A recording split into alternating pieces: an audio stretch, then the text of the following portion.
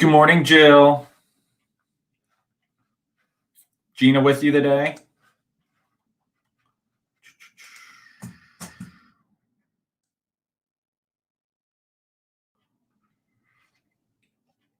It's Tuesday. It's 10 a.m. Yeah. So we're going to get really fancy today and have more of these things. Hopefully they will be helpful. Good morning, Allison. My camera's on this. I have it Velcroed to my monitor, and it sits slightly wonky. I don't think you guys can tell, but I can tell. So we're getting fancy. I have these little banners that are going to pop up like we did last week with the verses. But before we get there, today we're going to reflect on Providence and our wants. But before we talk about that, a couple announcements. We got this one, extended fellowship this Sunday after service. I know Jill's going to be setting up the organizing and overseeing the setup of the tables and whatnot. And all that stuff. So if you would like to help, if you're willing to help, talk to Jill. And then besides that, the other announcement coming up is Destination Dig, our VBS program. It's going to be August 9th through 13th. Hope you'll consider participating, helping, inviting people inviting neighbor kids, just as a way to reach out to them. So talk to the Benners if you have questions. We had our garage sale to help cover the cost on VBS, and then anything left over will go towards the playground, and we raised $1,500-ish. I think there's a little bit more that was supposed to come in, so somewhere around that. So that's great. Hopefully that will cover the cost of it. If you want to give to VBS or to children's ministry in general, you can do that. We still would love for you to be contributing to the playground. My brain just totally went somewhere else. So hopefully you've been contributing to that and you have been assisting us in raising funds for that. We, I think last I looked, we have like $1,700 or not $1,700, $17,000 raised, but we want to raise something like $50,000. So the more the merrier. The more money we raise, the better playground play area we get. I'd love to see us have tables and stuff sitting around it so it can foster fellowship and let parents hang out and be a place where kids can play safely and parents can fellowship and discipleship can happen and eat lunches and hang out outside. So hopefully you've contributed to it and you will continue to do so. I know you've been faithful to give to other giving campaigns in the past. So thank you for that. And we thank you for already of what you've contributed so far. So let's talk about wants. How many of us have wants? Everyone has raised their hand. See, just me. We all have wants. And sometimes we actually have difficulty distinguishing between a want and a need. Today, I want us to focus on actual wants, not needs, and not things that we might think are needs, but are actually wants. We tend to sometimes put things in a need category when they're actually a want category. An example might be the clicker on your car electric lock doesn't work anymore, or it doesn't open the trunk anymore. You can still get into your trunk either by putting the key in the door or by pushing the button inside the car. So you can still access your trunk, but the clicker doesn't work. We might use the phraseology, I need to get this fixed. This needs to be fixed. I need this to happen. But let's be honest, that's not actually a need, that's a want. Now, if you couldn't get into your trunk at all, it might move in from want to need. I'd say it probably becomes a need at that point, or something to that effect. So what are the things that we consider wants when what do we do with the things that we consider that we want, and how do we deal with the fact that sometimes we don't get what we want? Or how do we deal with the fact that we do get what we want.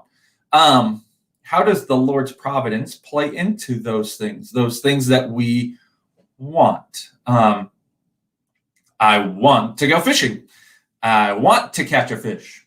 I don't need to catch a fish because I can go to the grocery store and buy food. I do not live in a hunter-gatherer society, and my wife and children are very thankful for that because I have not proven to be very effective at catching fish or gathering food. Just not in my skill set. Now, if I lived in a hunter-gatherer society, I probably would be more skilled at it, but I don't. And so we're going to pray that the apocalypse never happens because we might grow lean for a little while.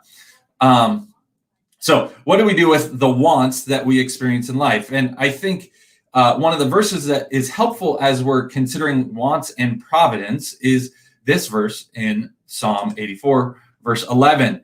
For the Lord God is a sun and a shield. The Lord bestows favor and honor. No good thing does he withhold from those who walk uprightly. So what does it mean for us to have a want and have it not met? Well, in light of this verse and actually several other verses, it means that want is not actually necessarily a good thing for us.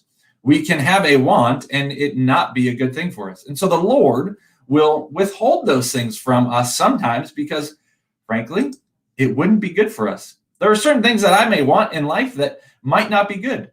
It might not be good for me to instantly inherit $5 million because I might not trust the Lord as much if those finances came in. There are things that we can have happen in our life that the world might say would be a good thing, but would ultimately prove to be harmful for us. So what are some other verses that would inform this? Another verse would be Psalm 85, verse 12. Yes, the Lord will give what is good, and our land will yield its increase. The Lord gives what is good. So if we have something, we know that it's good.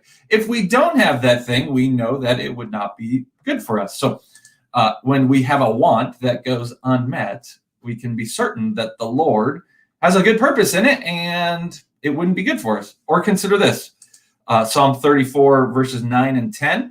Oh, fear the Lord, you his saints, for those who fear him have no lack. The young lions suffer want and hunger, but those who seek the Lord lack no good thing. So if we lack it, it's not a good thing. The wants we have might not be a positive, desirable outcome. We may want a new car. We may desire something new, something shiny, something that will make me more productive. But maybe they aren't.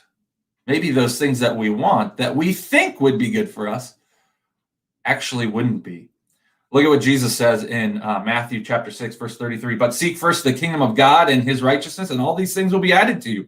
He's talking about the things that you feel like you need, clothing and food, which are actual needs. And he's saying, seek God's kingdom, and those things will be added to you. And then consider Matthew 7:11. He says, if you then who are evil know how to give good gifts to your children, how much more will your Father who is in heaven give good things to those who ask him? God does not intentionally withhold good things from us. God only withholds things that would be not ultimately to our benefit. So when we have wants and desires and things we hope for and they're not being fulfilled, we can trust that the Lord is good. He who is in heaven give good things. The Lord will give us the good things we need. He does not promise to give us our wants.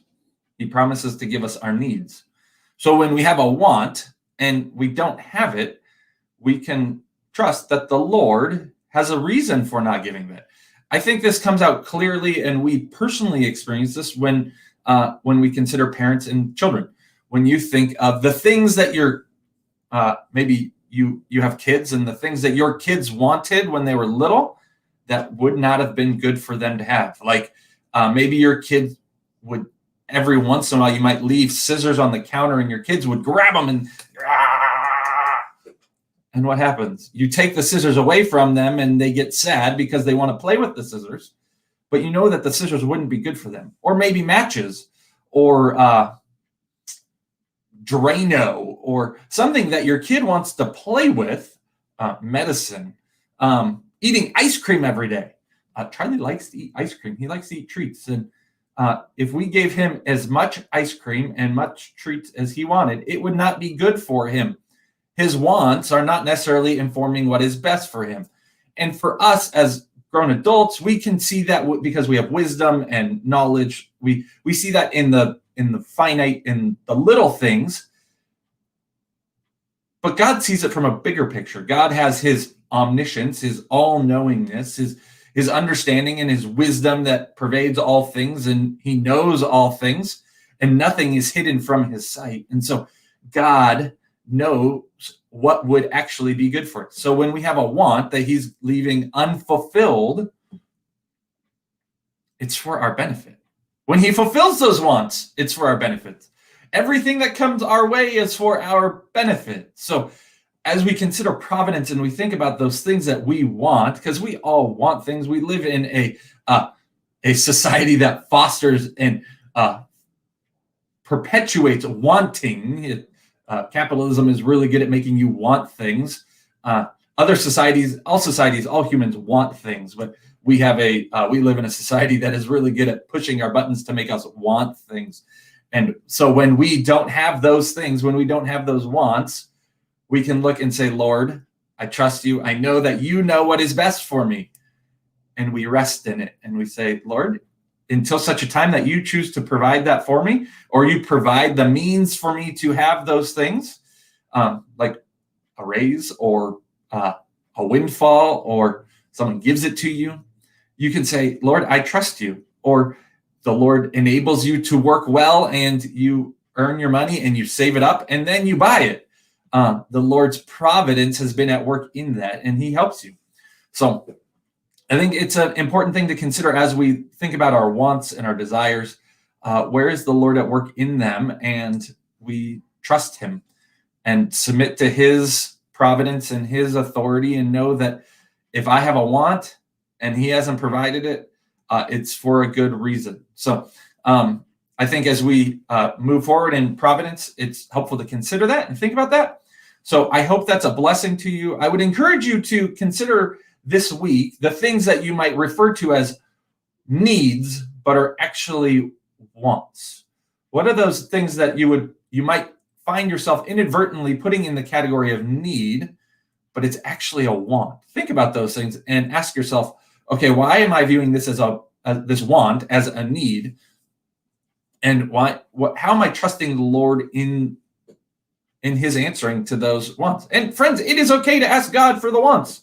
It is okay to ask God for the things that we desire, that we want.